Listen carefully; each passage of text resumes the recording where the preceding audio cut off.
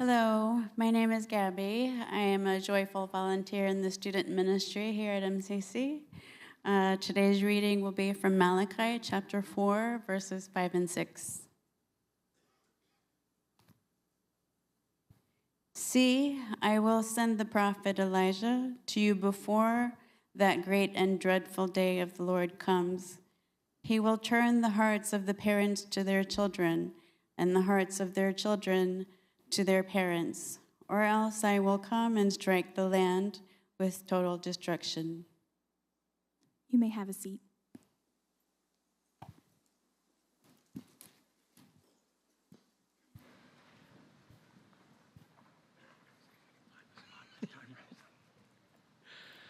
So it was the day after Christmas at a church in San Francisco, and the pastor of the church was leaving the building, and he was looking out front at the manger scene when he noticed that the figure of the baby Jesus had been taken. He was initially concerned, but as he looked down the sidewalk, he saw a little guy with a red wagon walking down the street, and in that wagon was the figure of the infant Jesus. So he caught up to the kid, and he said, "Son, where did you get the baby Jesus? It's in your wagon." And the little guy said, "Well, I got him from the church just down the road here." And he said, "Well, why would you take him?" And the boy said, "Well, about a week before Christmas, I prayed and I told Jesus, if you bring me a red wagon for Christmas, I'll give you a ride in it." So, hope you're ready for a good Christmas. Hey, thanks for being here. My name is Mike. If this is your first time with us, I'm the lead pastor here at MCC. And I hope, listen, shameless plug, I know Bruce just talked about it, shameless plug for our Christmas Eve services. We're going to have 4 of them this year. I hope that you will not only come to the service, but you'll bring family and friends with you. The first one will be tomorrow night at 7, because we know Tuesday can get real busy. Christmas Eve day can get real busy. And we know you will still want to be part of a Christmas Eve service. So Monday night is for you. I hope you'll be able to join us. That service will also be online. But then we'll have 3 more on Tuesday at 3:35 and 11. It's going to be great being together. I hope you'll be able to be here. So, for this morning, we've been in this series, right, concerning Jesus' birth and what they tell us, the prophecies, and what they tell us about who God is and what they tell us about who we are and how we should live our lives. And the big idea, and I've shared this every week, comes out of 2 Peter, where Peter writes, "For prophecy never had its origin in the human will, but prophets, though human, spoke from God, and they were carried along by the Holy Spirit." And each week, I want to make sure that you catch this. It's really important, just in general. But the prophecies about Jesus' birth, one of the things they remind us is that God has a plan. He's always had a plan. It's not like he's making it up as he goes along, nothing like that. He's always known what he was going to do. As a matter of fact, in Ephesians chapter 1, and I don't normally read from the Living Bible version. Every once in a while I check it out to see how it words things, but I love the way it words Ephesians 1:5. It says, his unchanging plan has always been to adopt us into his own family by sending Jesus Christ to die for us. And he did this because he wanted to. Just a reminder. This has always been the plan, to get us into his family. So, listen, today we're looking at the last prophecy that was spoken before Jesus arrived. At the end of the Old Testament, there's a couple of verses, actually the last verses of the Old Testament that Gabby just shared with us, right? "See, I will send the prophet Elijah to you before the great and dreadful day of the Lord comes." I'm sharing that with you again to let you know that Elijah was this Old Testament prophet. And when Malachi says that Elijah is going to come, that doesn't mean that the actual, literal Elijah will come, but someone who is like Elijah is going to come before the Messiah does.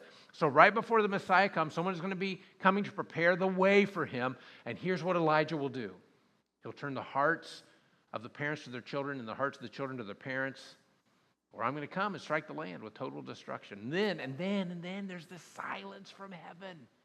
And there's this waiting on earth. And we looked at that last week, right? So if you've missed any of the messages in this series, I hope you'll check them out online. But today, we look at when the silence was broken and the waiting began to end, all right? So Luke chapter 1, this is going to be the fulfillment of that prophecy. Check this out. In the time of Herod, king of Judea, There was a priest named Zechariah who belonged to the priestly division of Abijah. His wife Elizabeth was also a descendant of Aaron.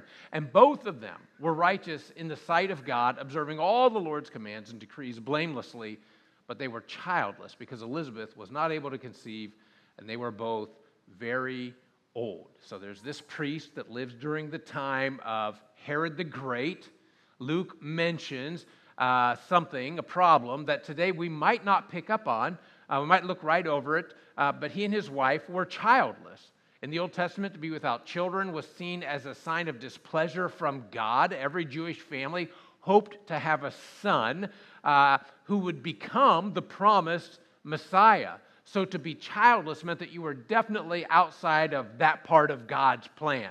And not only were they childless, but verse 7 says that childbirth opportunities had passed them by. Many scholars suggest that they might have been in their 80s at this point.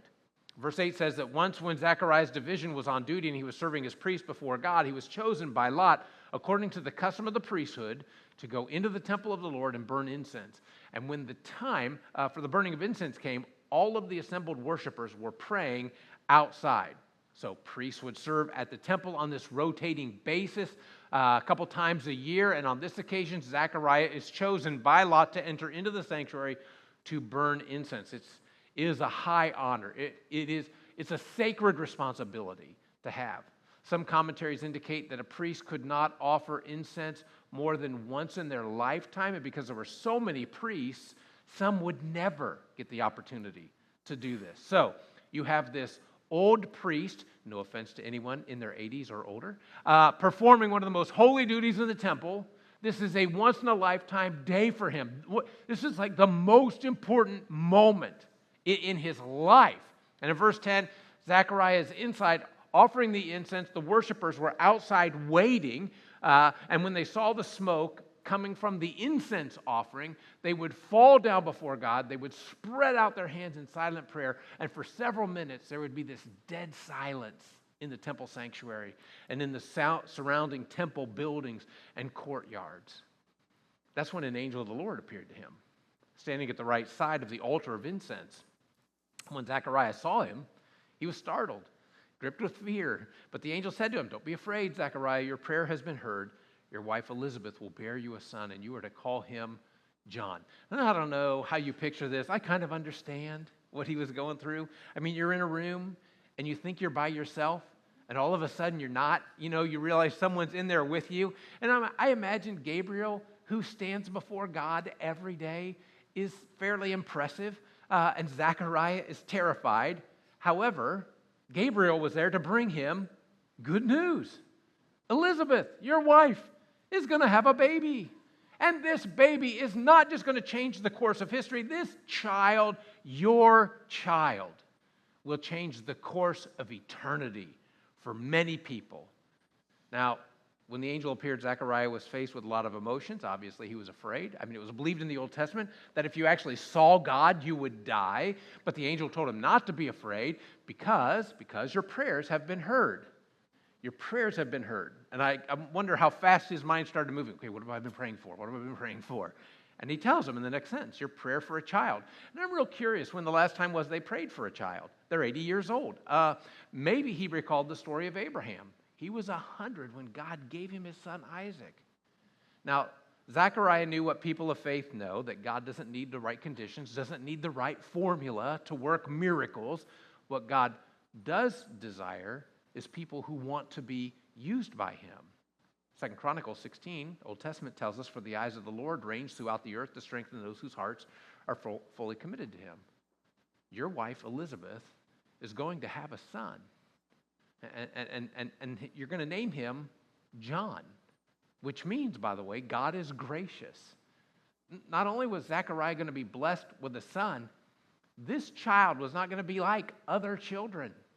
He will be a joy and a delight to you, and many will rejoice because of his birth, for he will be great in the sight of the Lord. He will bring back many of the people of Israel to the Lord their God. By the way, do those words sound familiar to anybody as if we just read them in the Old Testament?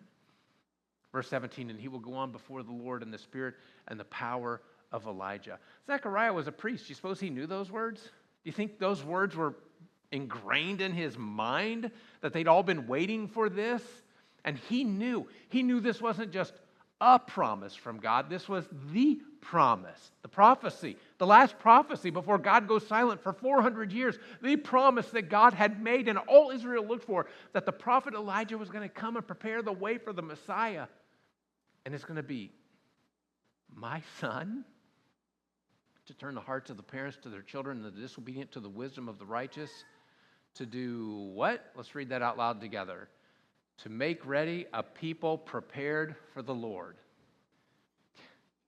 I can hardly imagine getting to be this part of what God is about to do. I mean, do you know why God chose Zechariah and Elizabeth? I think in part it was because they were actually expecting the Messiah to come. And to be clear, they weren't the only ones expecting Messiah. There were a lot of people waiting, but I think it's also fair to say that not everyone was. It's been 400 years. God hasn't said a thing. They'd given up. They'd forgotten. I think that's fair to imagine. But living this way, if we're going to live on mission, when we talk about what does this mean about us, it's what we can say about them. It's also what we need to say about us, is that if I'm going to live on mission, that means I have to live my life saying yes to God. I mean, it's the whole Christmas story, right? It's just a story of everyone saying, or the people involved, saying yes to God. Not without questions, not without concerns, not without doubts, but still saying yes. I mean, there's Zechariah and Elizabeth. There's this teenager named Mary. There's her fiance named Joseph. There's shepherds in a field. There's magi following a star. Living life saying yes is how Jesus' apostles lived. I mean, it took them a while, but they got there. It's how the Apostle Paul, who would write 13 letters at the end of the New Testament, it's how he lived his life, although it'd be fair to say it took him a while to get there. And then these last days before Christmas, it boils down to this. We're celebrating the birth of the child who was born in our midst and who is the fulfillment of many hopes, and we rehearse it every year as if it's happening again, here and now, just like it did then, there, and then. And we're given a reminder each year that being caught up in this story means saying yes to him. And I love how that's been our story. You know, as we've closed out this year, I mean, we kind of started in the fall bringing school supplies. We said there are kids who need help with school supplies, and you said yes. And then we said we want to bring the community onto our campus through Trunk or Treat, and you said yes. And we want to do something to enlarge and enhance our next-gen ministry areas, and you said yes through the Immeasurably More campaign, and you provided gifts for families through Angel Tree. Families here in Miamisburg, you don't even know who they're going to, but what you knew was they weren't going to be able to have Christmas unless someone stepped in and helped, and you said yes. And even now, our Christmas offering, as we're still receiving that to help families whose lives were turned upside down by Hurricane Helene. It's all about living in a way where we say yes to God, regardless of what your request is. I'm already telling you, God, that I'm going to say yes to you. And while that's true, if we live on mission that way, I just want to make sure you know, sometimes you are going to have doubts. Even when you've already made this decision to say yes to God, you're still going to have some questions, which is why Zechariah would say, well, how do I know this is going to be true? In essence, he's saying to an angel of God who stands in God's presence every day. Seriously, have you met me and my wife? We are a little out of the baby business age range, if you know what I mean. Paul Tillich said this, I put it in the notes, I want to just take it home. Doubt is not the opposite of faith, it's one element of faith. As a matter of fact, Jude 21, end of the New Testament, says, be merciful to those who doubt. And for those who don't know, Jude is one of Jesus' brothers who didn't believe in him initially. And yet he ends up with a letter at the end of the New Testament. Rene Descartes said, if you would be a real seeker after truth, it's necessary that at least once in your life you doubt, as far as possible, all things. I don't know, maybe you've done that.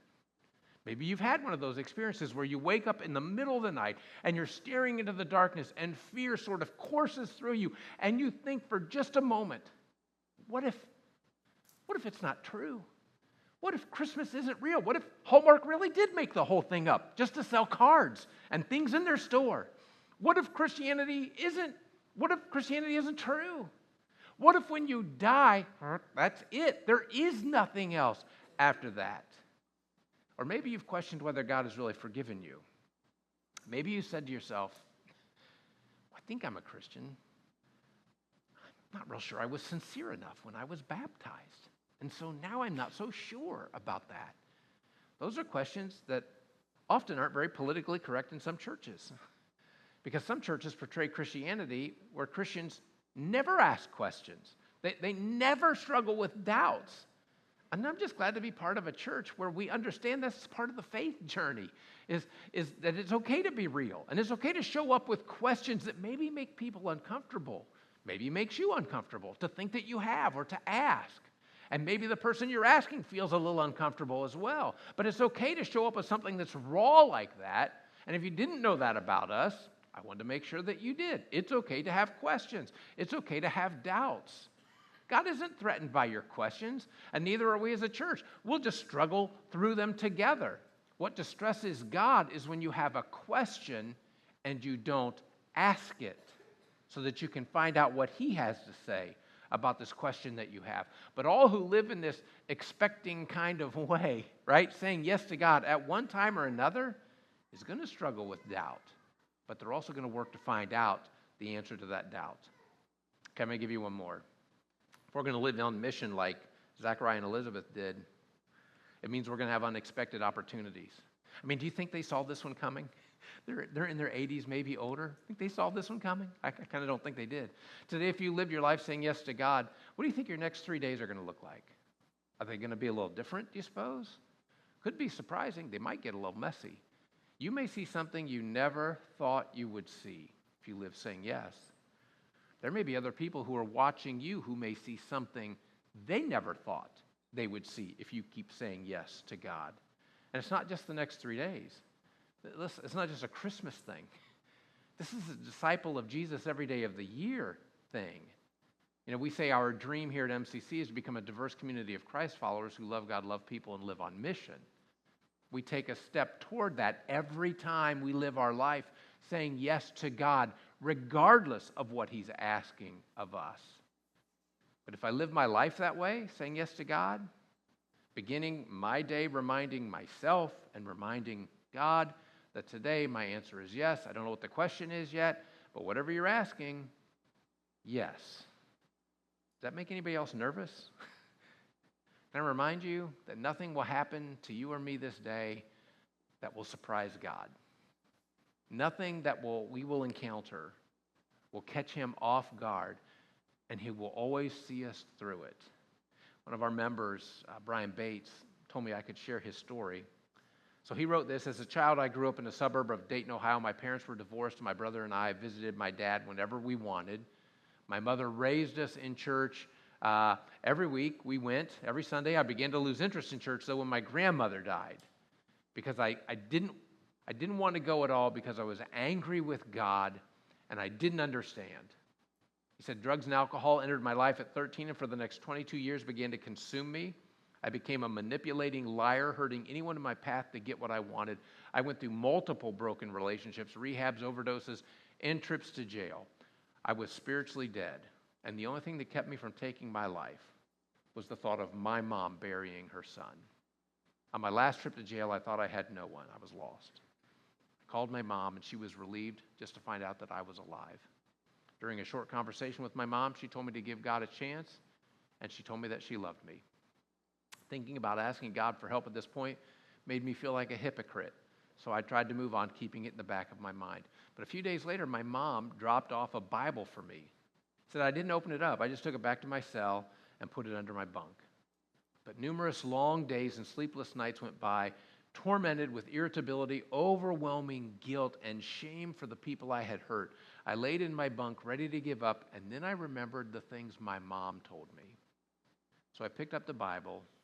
I noticed that my mom had written some verses in it. The verse at the top of the list was Psalm 46:10, which says, "Be still and know that I am God." Of all the verses in the Bible, this was the one that I needed to hear. It was God speaking through my mom, and I finally heard Him, and that night I prayed for His forgiveness. So 9 years ago at Easter, I received an email from one of our families. That was Jay and Sue Wolf. And they said, "Hi, Pastor Mike, I wanted to write and tell you about the power of prayer that we've experienced this year in our family. Last year, I believe a few weeks before Easter, we were given Easter eggs, and we were to write a loved one's name on them and pray for that person continually. As you can guess, Jay and I both wrote Brian's name, this is their egg, on our egg, and we prayed every night. Here we are, a year and a half later, and the work that God has done in Brian's life is powerful. You know, we've been praying for Brian for years now, but the significance of the change in the last year and a half cannot be left unnoticed or shared. A year and a half ago, Brian was homeless, in active use of drugs, and had no hope. Now, he's 15 months clean of all drugs. He's living with us, has begun a relationship with the Lord, and is learning every day. This is truly a miracle, nothing but the work of the Lord. We're trusting the Lord to help Brian continue in his recovery, and that Brian will continue to heal and be able to lead a good life involved in the Lord. I just had to let you know that in this Easter service, or season, we are truly blessed. So, Brian is now 11 and a half years clean and sober, and he works for the ministry that helped him on that journey. One of the ministries that we support as a church called His Hope. It's right here in Miamisburg. We have other folks from His Hope that actually worship with us and are walking this very same path that Brian has walked. And as I was preparing for this morning, it dawned on me, I'm guessing we have others who need to be on that path. You're still covered up in addiction, but you aren't walking that path yet. But you're here today, and I'm lovingly calling you out. And I'm encouraging you to follow Brian and his path, because if you follow Brian, he's going to lead you right to Jesus, who will lead you right out of addiction. Brian, who most weeks joins us online, was actually here with us first hour. He added these words. He said, I want to say to the person, family, or friends going through this that you should never lose hope. God's grace can overcome anything. Today, God's grace allows me to be an uncle to look up to, a brother that's going to be there, and a son that is never going to forget his parents' love that never failed. Trust in God. He can deliver you from anything. You just have to have faith. While I was standing in the back of the room, I got this text from Brian. He said, hey, I just wanted to tell you thank you. I put our family through a lot. God worked through MCC to help them persevere. I can never say enough thank yous for that. Have a good Christmas and New Year. Perfect? Now, doubts? Sometimes, yeah, still. But he's still saying yes to God. You better believe that. It changes lives. More than likely, the life you would least expect to have changed. By the way, which will be yours. This is why every week we stop and our communion time is so important to us, because our communion time reminds all of us, not some of us, not a few of us, all of us, that we were lost. Maybe not to an addiction, but we were lost all the same. And someone helped get us to Jesus. And it wasn't fear that made us change our lives. It was His love. We realized that as lost as we were, as stuck in whatever you were stuck in, or for those who still are still stuck in, that He loves you. He loves you. And He wants to help you too. So if you haven't surrendered yet, and He hopes that you will. Maybe you haven't been living your life saying yes to Jesus. Maybe you've been stiff-arming Him. Maybe you've been trying to ignore Him, even though something keeps nudging you His direction.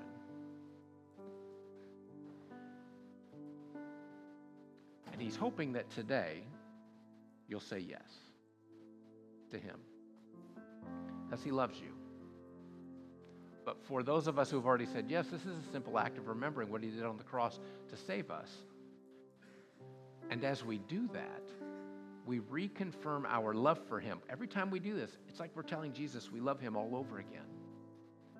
And it's also us recommitting to saying yes to Him. It doesn't matter what you're about to ask, Father. Whatever you want me to do, I will. I may struggle with it at first. I may have lots of questions about it. I may have some doubts about whether I'm even capable of it. But if it's what you want, I want it to be what I want to. And so this time of communion is a humbling of our lives before Him so that we can live in a way that honors Him. You never know who's been praying for you for years. And you get to be part of the answer to this prayer that they've had. And so we're going to stop. We're going to remember. I'm going to pray, and then we'll walk through this together, okay? Father, thank you for, it's been kind of fun to remember and to walk through some of the Old Testament prophecies. And just remember what they tell us about who you are. As a father who knows in advance and tells us what to expect. And it's fun to watch it fulfilled. Think about John the Baptist and that being fulfilled through him. Father, as we get ready to celebrate the birth of your Son, Jesus, to know that all the prophecies about the Messiah were fulfilled in you. And the greatest is that you would give your life for ours, that you would bear our griefs. You would carry our burdens because we could not. And so we come to this moment when we want to not only remember that, but we want to recommit ourselves to you again. And to once again say yes. Doesn't matter what you're about to ask. If you're asking, we're saying yes. Help us, Father. And Jesus, we pray this in your name. Amen. So we take the bread that reminds us of his body that was given for us, that we might have our sins forgiven. So we remember.